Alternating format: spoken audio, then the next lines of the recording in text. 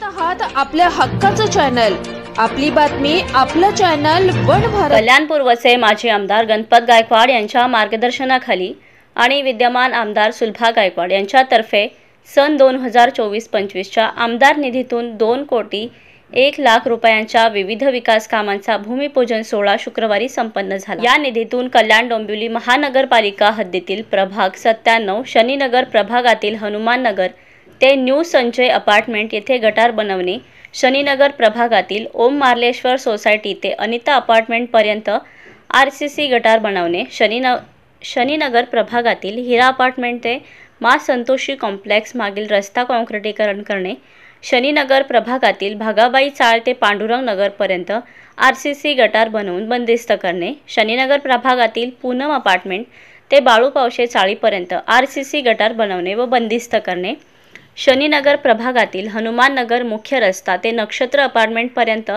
रस्ता काँक्रिटीकरण करणे, कल्याण डोंबिवली नगर महापालिका हद्दीतील प्रभाग क्रमांक 102 भगवान नगर प्रभागातील पावशेजाळ परिसरात पायवाट व आरसीसी गटार बनवणे, प्रभाग 103 कैलासनगर साईनगरमध्ये जनसेवा मित्र मंडळ परिसरात सीसी रस्ता तयार करणे, कैलासनगर साईनगर परिसरातील भारती चाळ ते दुर्गा कॉलनी पर्यंत रस्ता काँक्रिटीकरण करणे, साईनगर कैलासनगर परिसरातील साईराज कॉलनी ते विनायक कॉलनी ब्रिज पर्यंत रस्ता काँक्रिटीकरण करणे, प्रभाग 102 भगवान नगरमधील जय प्रभुकुंज सोसायटी हनुमान नगर परिसरात सीसी गटार व पायवाट बनवणे अशा नागरिकांच्या दैनंदिन जीवनाशी निगडीत कामे हाती घेण्यात आली आहेत।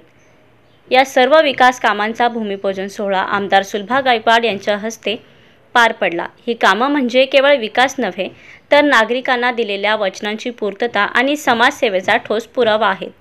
जनतेच्या विश्वासाला उतराई होणं हेच आमचं ध्येय असल्याची प्रतिक्रिया यावेळी आमदार सुलभा गायकवाड यांनी दिली।